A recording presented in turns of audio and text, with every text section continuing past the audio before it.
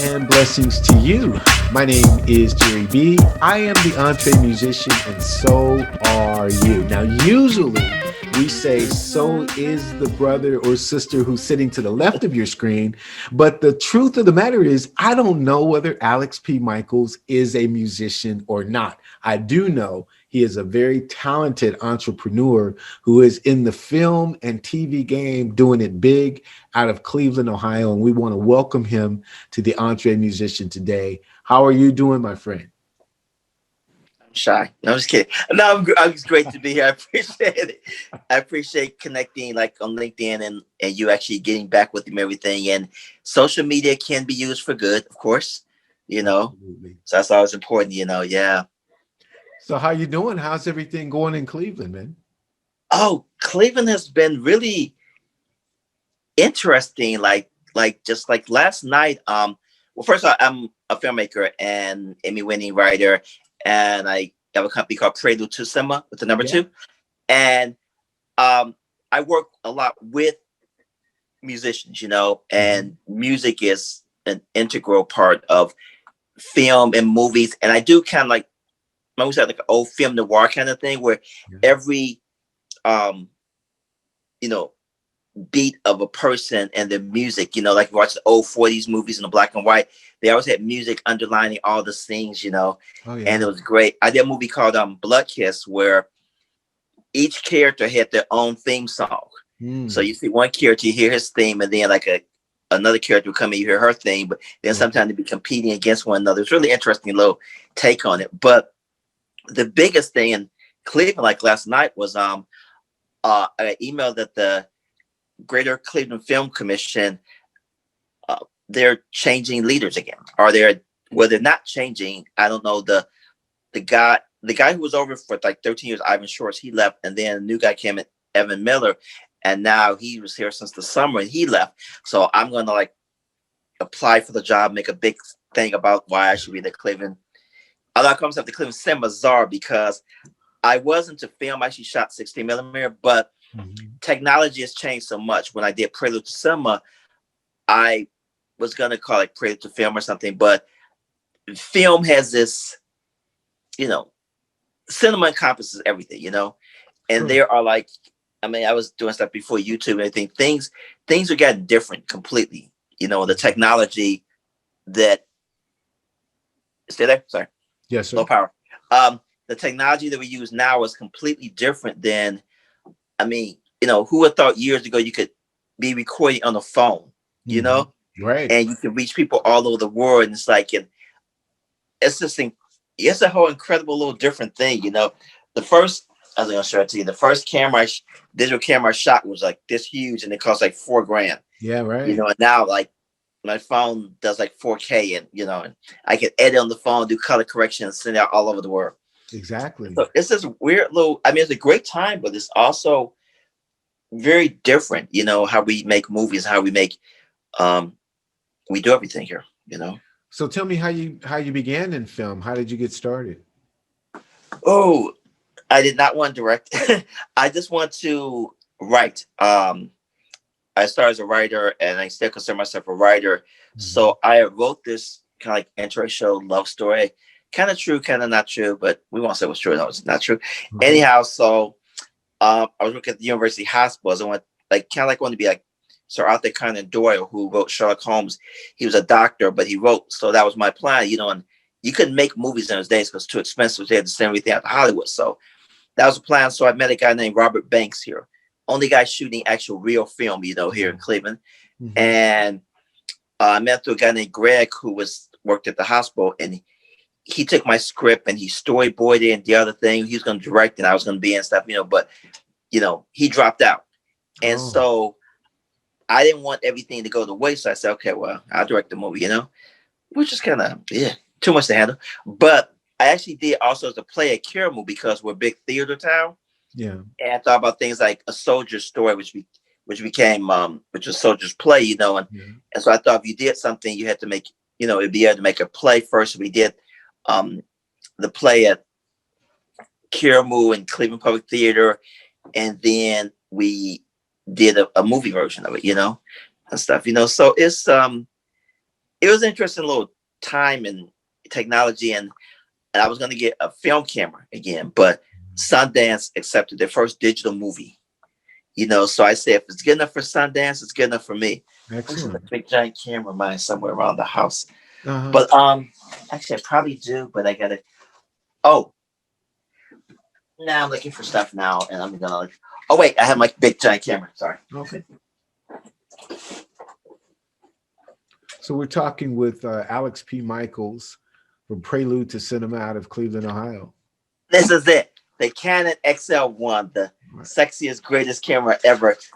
It only shoots like, if you're a technical thing, it shoots like 720 times 480 high definition. But that was it for the day. Now the iPhone shoots like 4K, which is like 4,000 times 220. I forget the exact frames. Okay, sorry, getting technical here, but the 720 times 480 is the size of the frame. You know, and the bigger the frame, and like the iPhone shoots like 4K, so it's like 4,000. And great shoot with iPhones, but when you shoot with an iPhone, then you have to get new technology. I know a lot of musicians can deal with this too, where you got this great recording thing, but then you got to get the technology now to handle it, and the software and the editing and stuff and everything like that, So technology is great, but you get a new camera, you gotta get new editing software and stuff, Right. And because you're dealing with sound and music, and images, video editing, besides like gaming, is like one of the most things you can do. I have had to get messed up computers over like editing, and stuff, I had to get new software and stuff and everything. But I love this camera. Sorry. That's quite all right.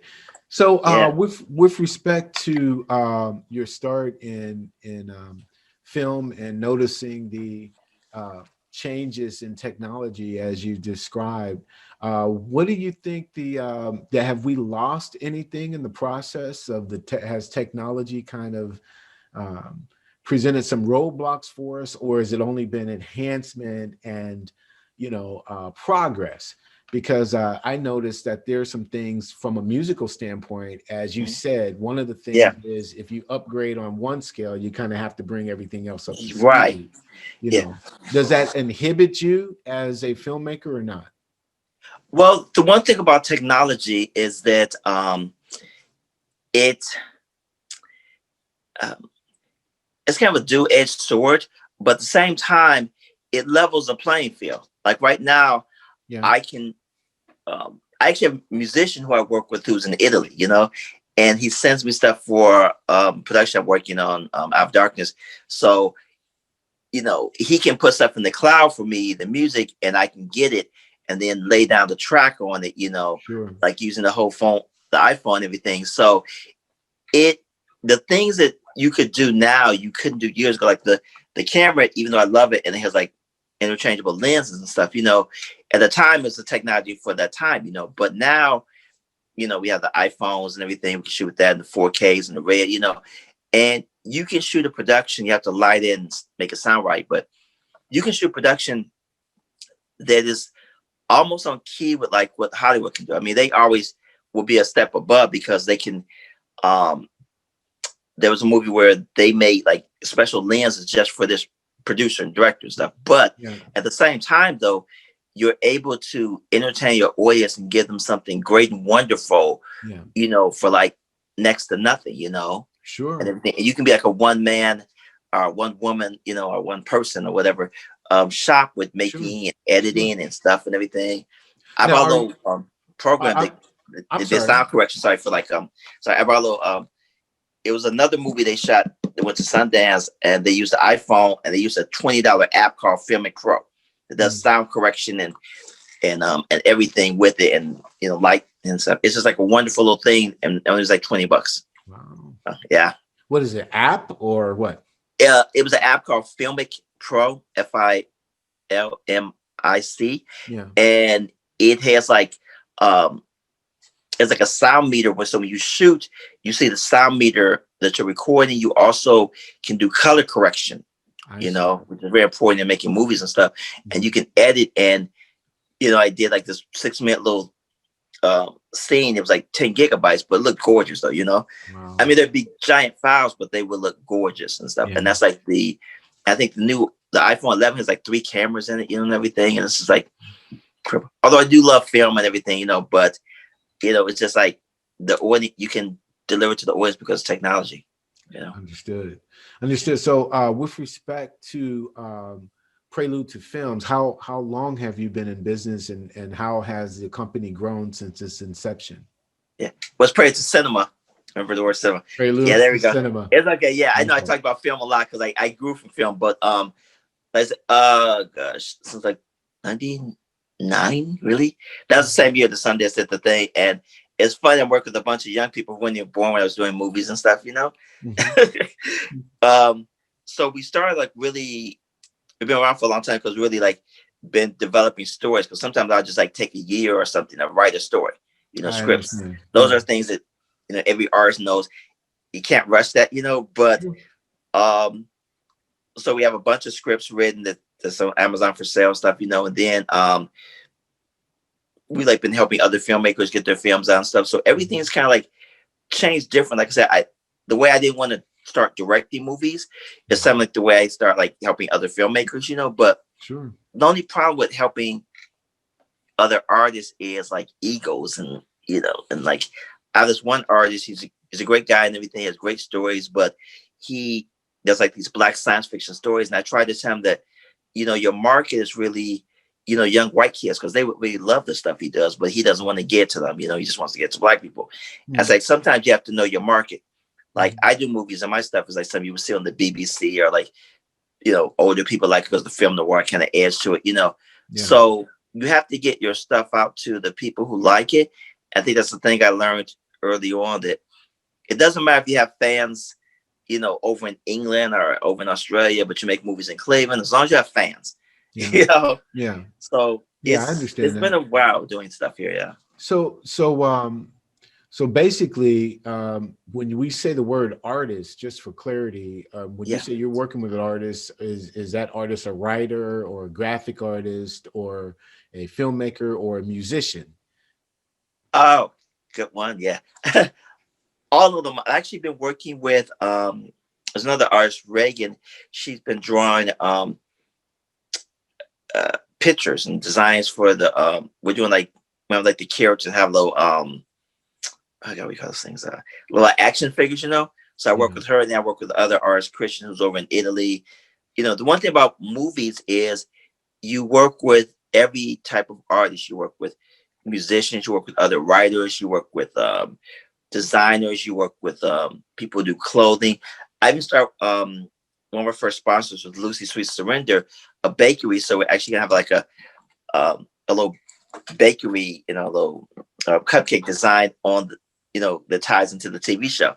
So, you know, that's the one thing about movies and why they're so expensive, of course, because you can literally work with every type of artist, you know, Yeah. and have them, and of course there's like actors and everything. And I'm an actor myself and everything too. And you work with actors and they're fun to work with. They're interesting. But all Yes, sir. actors are actors, all artists are, I think one of the, I said, problems of working with artists is that they're more concerned with the art than the economics sometimes. And if you look at the whole big thing with like in the Hollywood, Warner Brothers moved this movie slate online because theaters you can't open up. And Christopher Nolan, who did Tenet, is really, well, beyond pissed, you know. He's just like, hey, I want to put my movies in theaters, but you know, you can't have large groups right now, you know. And so he forced the studio to put his movie in theaters, and the movie cost like 200 million and made like, I don't know, 60 million or something. So it lost money for him, Sure. you know. And well, it made like 300 million, but you know, their piece of it is because when you put a movie in the theater, people think that the theaters get all that money, Right. but they have to split um with the distributors, you know, theater owners. So the box office was 350 million, but they had to split half of that with the theater owners, and then they had to spend money on advertising the movie, you know, which can be at the same cost of the movie. Well, sure, So sure. yeah, so they don't make the money back. And but you know, you tell an artist this, and they're like, "Hey, I just want my movie to play in the theater." You know, they just care about the art.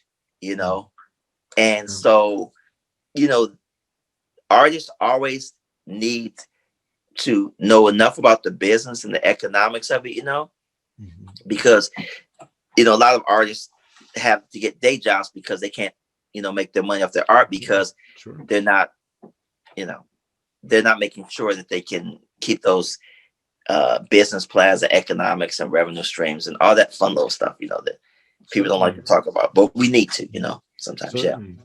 Now, what advice would you give to a young filmmaker coming up today? I would say to be really passionate about it and to focus on, I'm gonna sound paradoxical, but you have to know what story you want to tell people, and you have to know that there's an audience for it, you know, and doesn't matter how big or small the audience is, but at the same time though, you have to realize that not everyone's gonna like your stuff, you know, and that's okay as long as you have fans that do like it.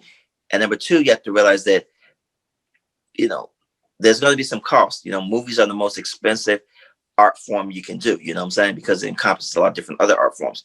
So you may write something that's really expensive that you can't do, and then you think people are going to love it. And I said one thing, you should start marketing as soon as you commit to the movie, because a lot of people think that I'm going to make this movie, and then when it gets out, then people are going to get excited about it. But if you look at Hollywood, look at the people who made successes off of movies, as soon as they start shooting that movie, they start talking about it, they start promoting it. They say like, hey, now Prelude2Cinema, we're doing like Out of Darkness, a TV show. We did this movie Blood Kiss. You know, you got to start talking about it as soon as you're working on that marketing thing and get out there too, you know, and stuff. And always make sure you have a team of people to help you out and stuff too. But you might end up doing a lot more than you think. Yeah, I'm certain of it. So the basic role or the foundational role that you play at Prelude2Cinema, you yourself, you're not just the owner of the company, but you're the director of the film, screenwriter, editor, cinematographer, lighting director. Are you all in one, or how does your team comprise? Do you work with people all over the United States when you're working on a project, or are they all localized in Cleveland? Actually all over the world stuff. Like I said, well, I have a boss, Francesco Di Antonio. He's does like a lot of the business things of the company and stuff and everything. And I do different things with different projects. Like on Blood Kiss, which kind of burned me out. I was like, as a writer, actor, I did a lot too much of the movie, you know. But on some other projects, I'll just like be the writer. Or one project, a guy Tarun Hari, he's from India. He shot it, and I was just the producer. So, you know, they were shooting at my house and stuff, and said, "Hey, you want me to do anything now?" So I went to sleep, you know. But you know, so I like producing because you can have a lot of different projects in the air, and I like to be different things on different projects, you know. So, but I don't want to do projects again where I'm have to do, you know, so many demanding things like direct and write and edit and you know, because that can be a lot of work, you know. Absolutely. Yeah, but I, you know, certain parts like I'm doing like Out of Darkness, which is a little crime noir stuff and everything. That I do a lot of stuff with that project, but then other projects I just like to produce and stuff and everything, you know. Sure. Yeah. Oh, so what do you have coming up in the next year? Well, like I said, I'm going to make the pitch for the film commissioner here stuff.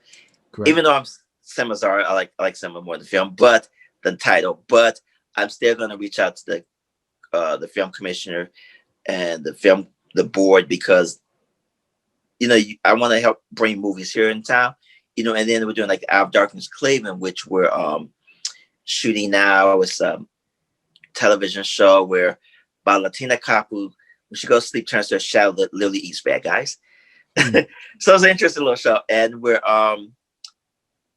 doing that. We were trying to shoot it this year and finish up, but you know everything got shut down, so we're like taking what we got and stuff. And we have a lot of books on Amazon, screenplays and stuff, you know, that some movies that we want to do later on, and we're gonna like work on getting a film fund to help other artists, you know, filmmakers, writers, directors, and come up with different stuff. Yeah, I always want to like help other people because it kind of gives you a good feeling. But of course, we're a company, so we still got to own a piece of the production and stuff too, you know. And yeah, I have a buddy of mine, Tony Isabella, who created Black Lightning, and he works in the comic book world. And the funny thing about when you create a comic book, you may be the creator, but you don't own a piece of it, you know. And I think that's unfair, but that's how that business is set. So I want to like always have where artists own a, you know, even though we own a piece of their work, they always will own a piece of their work, you know. Sure. I don't think you should ever sign away everything of your work. Oh yeah. Unless you get a deal like with Bob Dylan. I think he just like sold his catalog for like over $300 million. So if you get a deal like that, you gotta say, okay, yeah. It's done. You know, but unless someone's offering you $300 million, you know, I think you should keep, you know, keep. I think he should have held out. He should have held out for $1 billion. Well, he's like almost 80 or something, you know. So it's like, well, actually, I think was it the guy from BT and stuff, Robert Johnson, he got $1 billion for that, you know, but he kept the publishing rights too, which is interesting. Yeah. So, and I think, I don't know if Bob Dylan's keeping the publishing rights or keeping something. So, you know, he's cool. I think probably with someone like him, he wanted to get his art out to as many people as he can. Yeah. You know, and I put like some of my screenplays I haven't like produced on Amazon, you know, because sometimes you just want to get your work out there, you know? Sure. Yeah, instead of holding it in, you know, I got those people make a movie or write a song and they put it in a drawer. Art is supposed to be shared, you know, with people and stuff, you know? I agree. And so you got to get it out there. Yeah. I absolutely agree. Well, tell me, was there a question that you thought when we hooked up to say, hey, we would like to have this conversation? Was there a question you thought I should ask you and I haven't asked that question? Could you answer that now? That unasked question? That always goes with that's always a good one. Well, you know, no, I'm just trying to say something stupid and stuff, you know, of course. I always get it. No, I think the one thing with making movies and sometimes like your personal life and relationships and stuff and everything, you know, like I said, the first story that I read about the international love story is a little blonde, and that was kind of a weird story. But anyway, you never know like what part of your real life and what part of your movies. Like sometimes I play a bad guy or a sleazy guy, you know, and people think that's me, you know, and stuff, you know, which is actually a credit because you did a good job. But at the same time, you know, you get this weird kind of thing. Like I was in this one movie, and you know, this buddy of mine thought like, hey, you got all these women, they around you, you know, actors and everything. And I said, well, if I was doing all this dating at the time of making the movie, I wouldn't be able to do anything, you know. So that whole, you know, but it's kind of funny because that's part of the whole business too.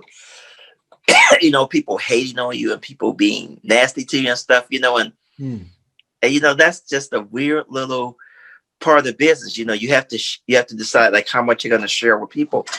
And so, you know, you don't know enough to ask any personal questions, which is good. But I think as a filmmaker and a writer, you put some of your personal life in the story or some of the things, you know. But you know, yeah. So I did a question like, why did you? How did you?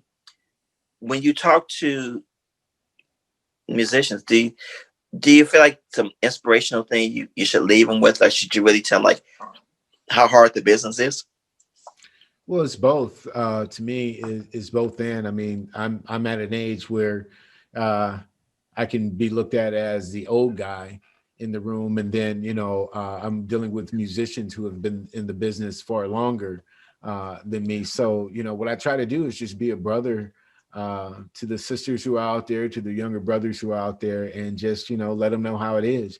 I think that I'm still on a road of trying to accomplish things that I haven't as of yet, because every day is a journey, you know, but then there's gratefulness because I've been able to accomplish a lot of the personal things that I wanted to achieve. So I'm grateful. But I tell them, you know, the good and bad, the ugly, the truth, the transparency about what the music industry is, and, you know, let it flow.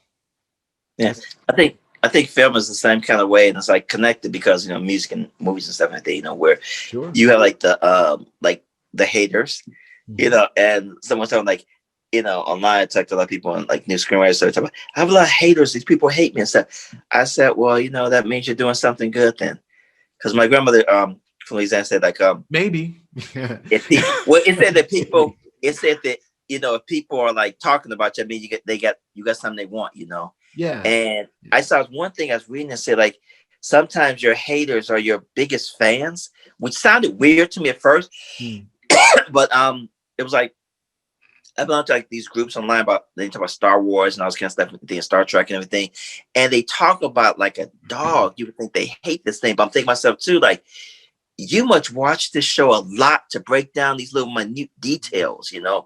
and stuff. It's like I hate that movie. I watched it, and I was thinking about like people like Adam Sandler, and I want to slam him, but like saying like I really he did this movie and The Hateful Eight, and it was so stupid. I started thinking about, yeah, I don't like that guy. And I started thinking about all the movies he did, like Click and and The Wild Boy, and I started thinking about all his movies. And I said, wait a minute, I like this guy, and when you have an artist that you've seen all their movies, and you spent time with them, you end up you like them and stuff. So I'm like, I put out a thing that like, hey, Prelude2Cinema, we want fans, but we want haters too. If you're gonna, watch our movies and watch them 20, 50 times so you can talk about them like a dog, online and everything.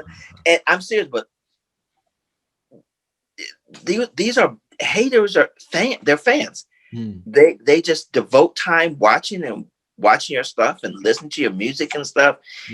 So it's just kind of a weird thing here. It is weird, but I mean, then there is something to be said too, as content creators for the quality of music or the quality of art that we put on. I mean, sometimes, and I don't consider myself to be a hater, but you have to judge the fruit of what's being put out and go, well, either that's good and that's of quality or it isn't. Doesn't mean that you have to condemn it or bring it down or stomp on it, but judge accordingly.